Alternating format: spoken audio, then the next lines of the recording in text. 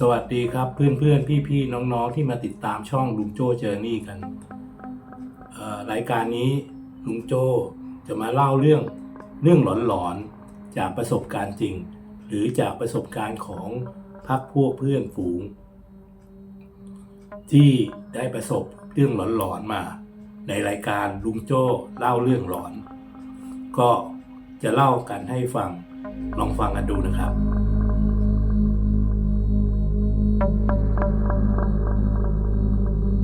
เรื่องนี้เป็นเรื่องจริงที่เกิดขึ้นเมื่อสัก10 กว่าปีมาละตอนนั้นลุงโจ้อาศัยอยู่แถวถนนลาดพร้าวตอนนั้นนะบ้านเมืองก็เริ่มพัฒนามีการตัดถนนใหม่ๆเกิดขึ้นมากมายหนึ่งในถนนนั้นก็คือถนนเลียบทางด่วนที่เราใช้กันอยู่ในทุกวันนี้ถนนเลียบด่วนเนี่ยเป็นถนนที่ใหญ่กว้างขวางมากแต่ในขณะนั้นเนี่ยยังไม่ค่อยมีรถลาไปใช้บริการกันมากนักสองข้างทางในสมัยนั้นยังเป็นป่ารกไม่ใช่ตึกรามหรือบ้านเรือนหรือร้านค้าแบบในสมัยนี้เมื่อมีถนนหลายเลนบริเวณหัวถนนเชื่อมติดกับถนนลาดพร้าวเนี่ยจึงมีการสร้างสะพานลอยคนข้ามเกิดขึ้น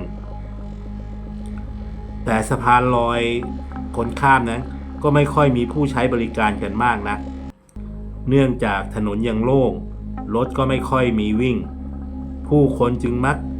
เดินข้ามกันเป็นส่วนมากเมื่อความเจริญเดินทางมาถึงร้านสะดวกซื้อก็เกิดขึ้นที่เปิดบริการ24 ชั่วโมงนั่นแหละนะและก็จะเป็นร้านแรกๆที่เปิดให้บริการในบริเวณนั้น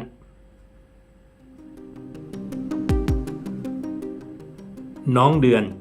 หญิงสาววัย20 กว่าปีจากภาคเหนือของไทยก็เป็นคนหนึ่งที่ได้มาทำงานที่ร้านสะดวกซื้อแห่งนี้น้องเดือนเป็นหญิงสาวที่หน้าตาดีสูงโปร่งมีผิวขาวใสและมีรอยยิ้มต้อนรับแขกผู้มาให้บริการอยู่เสมอน้องเดือนทำงานที่ร้านสะดวกซื้อแห่งนี้เพียงแค่2 เดือนเท่านั้นด้วยเงินเดือนที่น้อยนิดประกอบกับภาระอันหนักอึ้งที่ต้องส่งเสียเงินให้กับพ่อแม่ที่อยู่ต่างจังหวัดซึ่งก็เหมือนกับคนสู้ชีวิตในเมืองใหญ่ทุกคนน้องเดือนจึงต้องใช้ชีวิตอย่างประหยัดมัธยัสถ์ทุกวันหลังเลิกงานเป็นกะโดยต้องสลับเวลากันกับเพื่อนร่วมงานในกะของเธอทุกวันเธอจึงเดินกลับห้องพักแถวซอยบริเวณถนนลาดพร้าวทุกวันน้องเดือนเช่าห้องพักร่วมกับเพื่อนที่ทำงานมันเป็นห้องพักเล็กๆอาศัยกันอยู่3 คนมีห้องน้ำแยกออกมาห้องพักที่ดูเหมือนว่าจะเป็นแค่ที่ซุกหัวนอนเพื่อนที่พักด้วยกันก็มีอีก2 คนก็คือน้องส้มและน้องน้ำหวานซึ่งเป็นเพื่อนรักที่มาจากบ้านเดียวกันมาทำงานด้วยกันต่างคนต่างทำงานคนละเวลาจึงสลับใช้ห้องพักกันคนละช่วงเวลา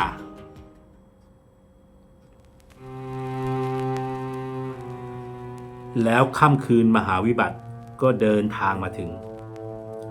คืนนั้นน้องเดือนต้องเข้าเวรที่ร้านถึงประมาณตี 1ช่วงเวลาประมาณเที่ยงคืนเศษลูกค้าก็เริ่มบางตาน้องเดือนเฝ้ามองนาฬิกาเมื่อไหร่จะถึงเวลาตี 1สักทีเวลาที่เธอจะเลิกงานแล้วก็กลับไปนอนเอาแรงที่ห้องเช่าของเธอตาก็จะปิดอยู่แล้วไม่นานนักก็มีลูกค้าวัยรุ่น 4-5 คนในลักษณะเมาแอเข้ามาในร้านลูกค้าวัยรุ่นคุยกันเสียงดังเอะอะแบบไม่เกรงใจใครแล้วคนหนึ่งก็เดินมาที่เคาน์เตอร์น้องจ๋าเอาหงให้พี่สักแบนสิจ๊ะ น้องเดือนที่เคาน์เตอร์ก็ปฏิเสธว่าขายไม่ได้มันเกินเวลาแล้วงั้นเอาสิงก็ได้สัก2 ขวดน้องเดือนก็ปฏิเสธอีกเช่นเคยพวกเพื่อนๆแก๊งจิโกก็เดินมาสมทบกันที่เคาน์เตอร์หนึ่งในแก๊งก็พูดขึ้นว่างั้นเอาน้องได้ไหม เสียงเพื่อนๆตบมือและหัวเราะกันอย่างสนุกสนานเอกพนักงานรุ่นพี่ผู้ชายที่อยู่ในร้านรีบเดินเข้ามารักษาสถานการณ์พี่ครับมันเกินเวลาแล้วเราขายไม่ได้จริงๆแก๊งวัยรุ่นไม่พอใจเอ้ยพวกเราเดี๋ยวเดินไปซื้อข้างซอยนี้ก็ได้วะโธ่เอ้ยสิ้นเสียงแก๊งวัยรุ่นก็เดินออกไปด้วยความไม่พอใจเอกจึงกล่าวกับน้องเดือนว่าพวกลูกค้าวัยรุ่นแค่อย่างนี้แหละอย่าไปใส่ใจมันน้องเดือนกล่าวคำว่าค่ะแล้วก็จัดข้าวของต่อไปอย่างไม่สนใจนาฬิกาของร้านบอกเวลาว่า 1:00 แล้วลูกค้าค่อนข้างเงียบข้างนอกก็ฝนตกพรำน้องเดือนแต่งตัวเตรียมตัวกลับบ้านในใจคิดว่าจะใช้บริการรถมอเตอร์ไซค์รับจ้างที่คอยรับส่งคนแถวๆนี้ดีไหมไม่เอาดีกว่าประหยัดตังค์ไว้ตั้งหลาย10 บาทเดินแค่นี้10 นาทีก็ถึงแล้วเธอบอกตัวเองน้องเดือนเดินออกจากร้านอย่างไม่เร่งรีบนักเม็ดฝนทำให้เธอเปียกเล็กน้อยแต่เธอก็มีเสื้อคลุมและหมวกที่พอจะหลบฝนไปได้ระหว่างทางที่เดินข้างหนึ่งเป็นถนนที่เงียบสงบดูเหมือนจะมีแต่แท็กซี่คันหนึ่งที่คนขับจอดนอนหลับอยู่และอีกข้างหนึ่งเป็นป่ารกชันน้องเดือนไม่ได้คิดอะไรมากเพราะเส้นทางนี้เป็นเส้นทางที่เธอใช้เดินกลับบ้านบ่อยมากหรือใช้เป็นปกตินั่นเองอีกไม่กี่นาทีเธอก็จะเดินถึงสะพานลอยที่ข้ามไปอีกฝั่งแล้วเดินเข้าซอยอีกนิดเดียวก็ถึงห้องพักของเธอแล้ว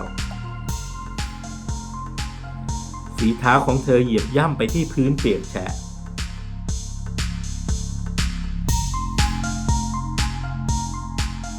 ทันใดนั้นเองแก๊งวัยรุ่นขี้เมาก็ฉุดกระชากเธอร้องขึ้นมาอย่างเสียงหลงอย่านะอย่าทำอะไรฉันนะไอ้พวกป้าหนึ่งในแก๊งก็เอามือปิดปากน้องเดือนที่ต่อสู้สุดชีวิตอีกคนต่อยเข้าไปที่ท้องน้อยน้องเดือนถึงกับจุกและล่วงลงกับพื้นเฮ้ย ลากอีนี่เข้าไปข้างทางเลยน้องเดือนพยายามจะฝืนสู้แต่ผู้หญิงตัวเล็กๆคนเดียวจะสู้อะไรกับเหล่าแก๊งทรชนโหยอีนี่มันขาวจังเว้ยเฮ้ยใหญ่ด้วยว่ะช่วยด้วยน้องเดือนตะโกนสุดเสียงแต่แก๊งทรชนก็อัดเข้าให้ที่ท้องน้อยจนน้องเดือนแทบสลบในขณะที่น้องเดือนถูกฉุดกระชากก็มีชายคนหนึ่งเดินผ่านมาแต่เขาแค่เหลือบตามองแล้วเดินผ่านไปเหมือนอย่างไม่มีอะไรเกิดขึ้น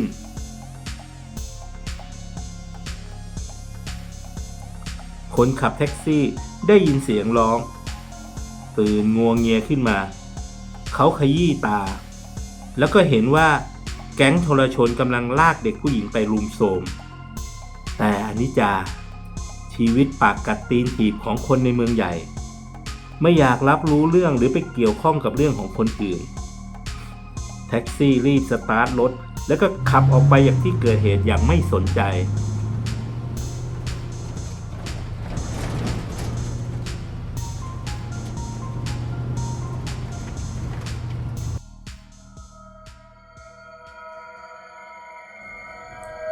เมฆครึ้มดำปกคลุม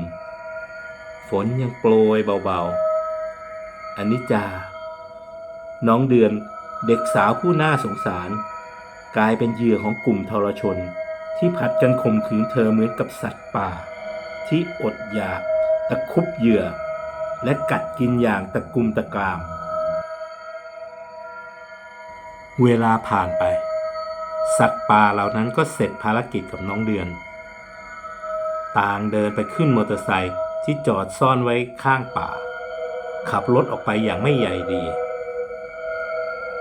น้องเดือนเหยื่อผู้น่าสงสารคลานออกมาจากป่าข้างทางด้วยสภาพที่ทรุดโทรมและเจ็บปวดทั้งกายทั้งใจเธอร้องไห้จนแทบจะเป็นสายเลือดแต่เวลานั้นไม่มีใครจะเห็นเธอเลยเธอกึ่งคลานกึ่งเดินเธอเสียใจกับความเจ็บแค้นไอ้พวกเดนนรกนี้จริงๆเธอแค้นมันจริง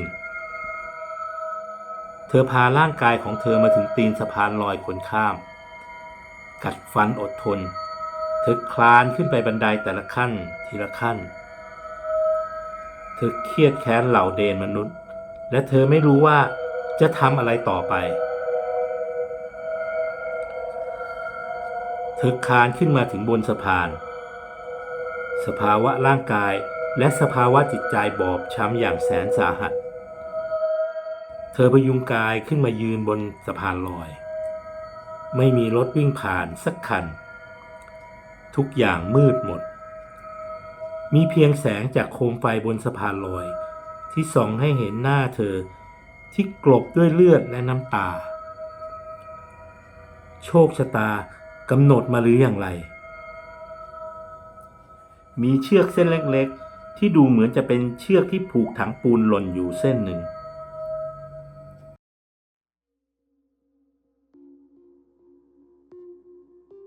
ฟ้าสว่างแล้วแต่บนสะพานลอยคนข้าม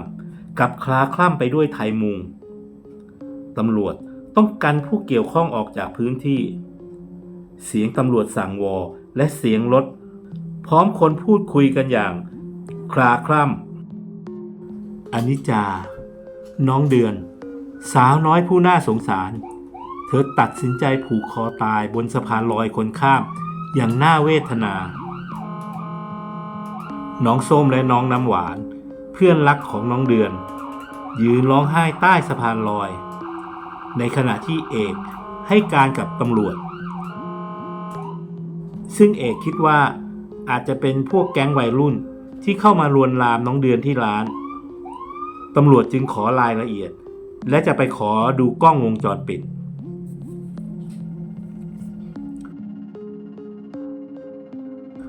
แม้เหตุการณ์จะจบลงด้วยทางตำรวจออกหมายจับแก๊งทรชนญาติพี่น้องของน้องเดือนนำศพไปทำพิธีสงฆ์ที่บ้านเกิด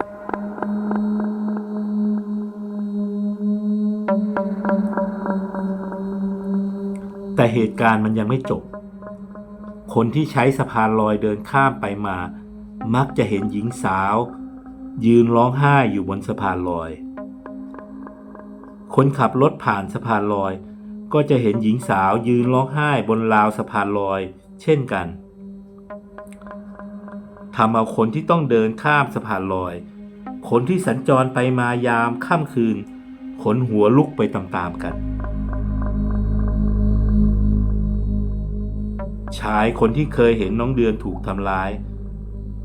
ก็เป็นคนที่ใช้เส้นทางนี้สัญจรเป็นประจำแล้ววันหนึ่งเขาก็เดินกลับบ้านในเวลาเดิมเส้นทางเดิมในขณะที่กำลังก้าวข้ามสะพานลอยขาของเขาก็ถูกมือเย็นๆจับไว้พอเขาก้มมองดูสติสัมปชัญญะแทบจะล่องลอยไปเพราะผีน้องเดือนมาจับขาเขาไว้แล้วน้องเดือนร้องว่าพี่ช่วยหนูด้วยคนขับแท็กซี่จอดรถงีบที่เดิมทันใดนั้นเองก็มีเสียงเคาะกระจกรถคนขับแท็กซี่สะดุ้งตื่นขึ้นมาพอหันมาเห็นเท่านั้นแววตาเขาลุกโพลง ผีน้องเดือนที่มีเลือดเกลอะกังพี่ช่วยหนูด้วยช่วยหนูด้วย หลังจากเหตุการณ์ของผีน้องเดือนออกมาร่ำร้องให้คนช่วยด้วยทำให้ผู้คนทั่วไปที่ใช้เส้นทางไม่กล้าเดินหรือข้ามสะพานลอยยามค่ำคืนจนหน่วยงานเทศกิจต้องนิมนต์พระมาทำพิธีเชิญวิญญาณของน้องเดือนให้ไปสู่สุคติ เรื่องราวของผีสะพานลอยจึงค่อยๆลบเลือนไปเหลือแต่บทเรียนให้พวกเราต้องช่วยกันดูหรือช่วยกันสอดส่องช่วยเหลือผู้อื่นบ้างไม่ใช่ทำเป็นธุระไม่ใช่แค่เพียงแจ้งไปที่หน่วยงานตำรวจหรือ191หรืออะไรก็แล้วแต่เพื่อจะช่วยเด็กคนหนึ่งให้รอดพ้นจากภัยพิบัติน้องเดือนก็อาจจะไม่ประสบภัยแบบนี้นี่แหละครับเป็นข้อคิดที่เตือนใจในวันนี้สำหรับวันนี้ลุงโจ้เล่าเรื่องร้อนก็เรื่องราวก็ได้จบลงเพียงเท่านี้แต่ว่าถ้าใครอยากจะฟังอีกก็กดไลค์กดแชร์แล้วก็กดติดตามให้ลุงโจ้ด้วยเราก็จะมีเรื่องร้อนๆอย่างนี้มาเล่าให้ฟังอีกรับรองว่าสนุกแล้วก็ตื่นเต้นแน่วันนี้ลาไปก่อนนะครับสวัสดีครับ